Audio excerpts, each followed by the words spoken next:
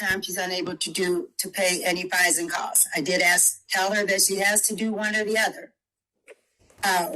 Unfortunately, she says at this time she can't do either. And I told her that the court is going to make a decision for her that she may or may not like.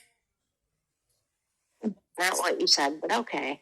I'm sorry. Well, I said it in a different way. My court costs are already paid. They've been paid. Oh, okay. My apologies. Yeah. That's right. Your court costs have been paid. I'm sorry. My apologies. It's the community service that we were discussing. I'm having a problem today. So what's going on with the community service and why can't she do it? Asking me. Transportation and trying to get places, and she doesn't have the money. She doesn't have the money to do community service? I don't understand that part.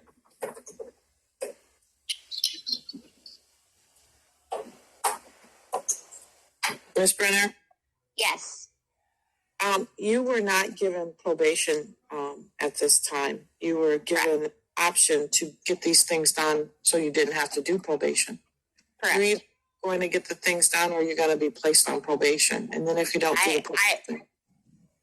As I explained to her, I think she's getting me confused with somebody else because we did not have the conversation that she said we did. I explained to her that I do not have a means of transportation, and she brought up Lyft and Uber. And I told her the IRS owes me $5,000. I lost my food stamps last October, and I cannot afford an Uber or Lyft, or I can't feed myself and my daughter. So if probation or jail or... I don't want to tell you I can do things I can't. I can't do the community service. I work 2 jobs. I don't, even with transportation, I don't have the time.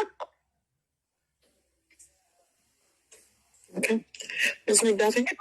I don't know what else to do. So the last time we were here, Ms. Brenner shared that I think her transmission had gone out. So that was why she hadn't started the community service due to her car troubles at that time.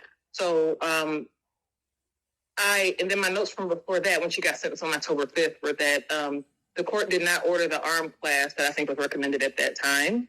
I don't know if that is an online issue, but it sounds like Ms. Brenner would apparently fare better going on probation and completing the requirements than the alternative that the court provided.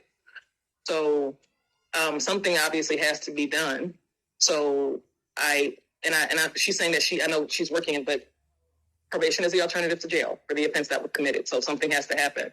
So if it is, I don't know if she's requesting that or not, but if it's going to work better that she just goes on probation and completes whatever requirement. Honestly, it would be better if I went to jail because I can't comply with probation. I can't go up to Ann Arbor and drop in stuff. I can't do it. Well, we can never make anyone do probation, so if she wants to do jail, I can accommodate that.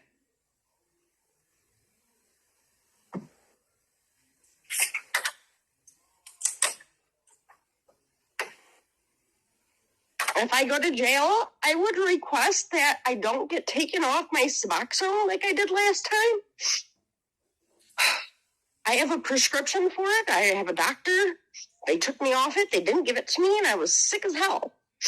Ma'am, unfortunately, I can't control what the jail does. I can put a note in there indicating that you're on Suboxone and ask that they please respect that, but I cannot make them do that. That's great. Do you understand what my charge is for? I saved 2 dogs' life.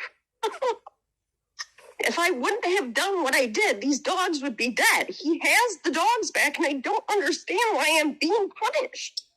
Well, that is your version of what happened. That is not his version of that. And in addition to that, I already gave you the benefit of not having to go on probation, and I struck a number of things and gave you the lowest fines possible and gave you community service, and you're telling me I don't know what else to do. I can't make promises I can't keep. Well, I don't want to tell you I can do this stuff and not do it and come back and get screwed. all right. I'm just trying to be honest. Well, then there's a consequence for not doing what you're ordered to do when you commit a crime, ma'am. Okay. All right. All right. So the the sentence is going to be 30 days in the Washtenaw County Jail. Is when do you want to turn yourself in for that? Probably not until my daughter's out of school. Well, then I'll issue a bench warrant. You don't have a choice to just say you're not going to do the community service, ma'am. I'm not saying I'm not doing it. I'm saying I can't. It's not an option. Okay. I go to jail for 30 days and we'll lose both of my jobs. I'm going to be super screwed. Okay, well, those are your cares. But nobody cares. It's fine.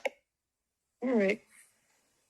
So is your client requesting that she do the jail time at this point, Ms. White? Yeah, be done with it. Yes. All right. 30 days in the Washtenaw County Jail, 0 credit. So glad I paid my fines. Got me real fucking far. Couldn't eat for a month, And but hey, you guys got paid. Ma'am, if you curse one more time while you're on here, you're going to be held in contempt and you're going to get a consecutive 30 days. Do you understand that? Yes, ma'am.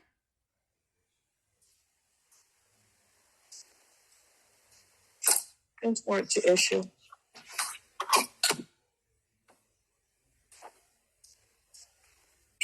It appears that Mr. Jordan was arraigned before the magistrate on his violation of probation on February 14th of 2024. And at that time, and I'm going to advise you again, sir, you're here because you failed the drug and alcohol screening test this order, failed to complete the MAD victim impact panel, failed to complete an assessment at community corrections, and to follow any of the recommendations made by the probation department. It is at this time you have a right to have a hearing on this matter, at which time if you are found guilty or if you were to admit guilt, you could be subjected to the original maximum penalty. The recommendation right now is to revoke the probation and to sentence you to the maximum penalty. Have you had a chance to go over that report with your client and what his options are and what would he like to do? I have, Your Honor. Mr. Jordan decided that he will be admitting to the violations. And if we may, we'd like to offer not an explanation, but just as much mitigating information as we can.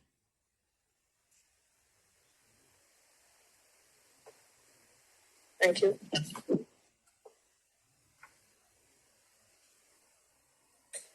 Sir, is it true that you failed to do all the things that I just listed? Yes. All right. I find that there's a knowing and willing admission to the violation. Oh, well, first of all, can you raise your right hand? Do you swear or affirm that the testimony you just gave is true to the best of your ability? Yes. All right, thank you. You may lower your hand. All right, I find that there's a knowing and willing admission to the violation. Are you satisfied, Ms. McDuffie? Yes, Your Honor. Ms. Mullen? Your Honor, I talked yesterday to Mr. Jordan. I think the best way to kind of explain what he told me is, he just got very overwhelmed with life, and that's, no excuse. I think he just kind of stuck his head in the sand, and we talked yesterday, and really I asked him in depth if he thinks he can comply with probation. He thinks he can. He had moved to Detroit, and he said he was working. He had 2 jobs. He's recently now, I think, down to 1 job. He's been taking care of his girls. He has them on the weekends. I think he just kind of got overwhelmed and he didn't do anything that he needed to do on this. He said he does think he can comply if given one more chance.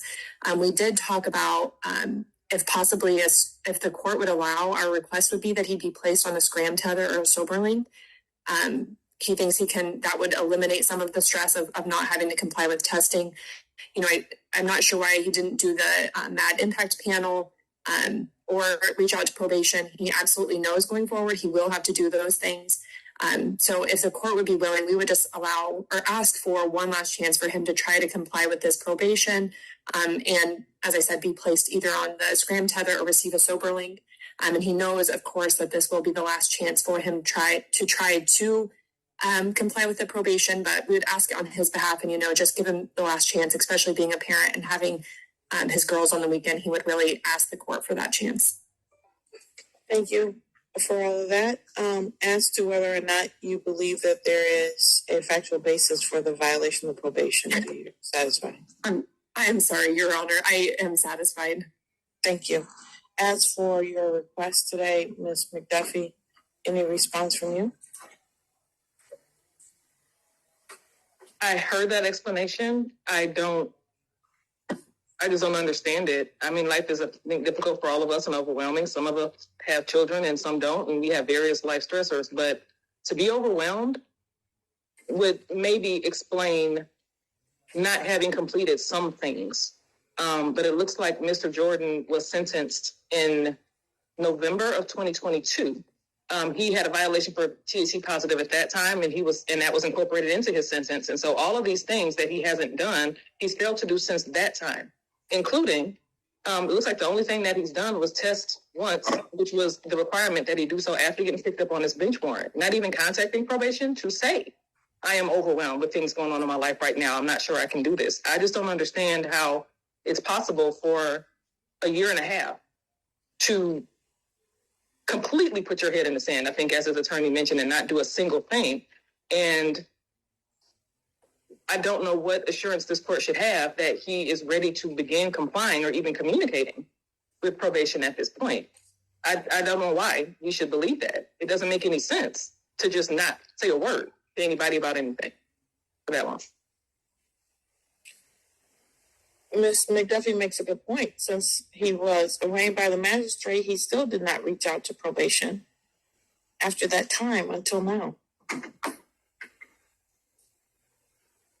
So what changes today that wasn't true for yesterday? Your Honor, all I can say is that maybe between the arraignment in February and now, I have, I'm not sure what the reason for that is, why he didn't reach out to probation. Maybe he thought at this point it wouldn't make a difference. Maybe he wanted to wait until today to see. But he should have. I don't want to speculate, sir. Why didn't you do anything between the time you were arraigned and now? Not driving right now, and That's a phone call. That's not a driving situation, sir. I apologize. I think Ms. McDuffie is right. I don't see any reason why I shouldn't follow the recommendation. I'm going to do this sentencing in person. Sentencing is adjourned to April 11th, 2024 at 11 a.m. in person. And in the interim time period, I would suggest that you reach out to probation. And I'm going to place you say the Scram Tether might help you. Let's place you on Scram Tether. Within 24 hours, you need to go get that on. I want to see if you need anything by anything you say. And if not, I'll see you tomorrow now. April 11th at 11 o'clock a.m. in person at 14B District Court. Okay, sir? Okay. So you should contact probation, try to complete some. In the meantime, can I was driving to work before something came in the mail. They suspended my license. I need to get to work and stuff and get down there and stuff like that. Will I be able to drive? I have not. This case, I guess it could have suspended your license. Yeah. That's why it could really kind of hinder me from a lot of stuff. That might be the Secretary of State. I have no control over what the Secretary of State does, sir. Well, I got a letter saying I still about the Ypsilanti requirements. It's for this case here. That's why my license got suspended. Okay.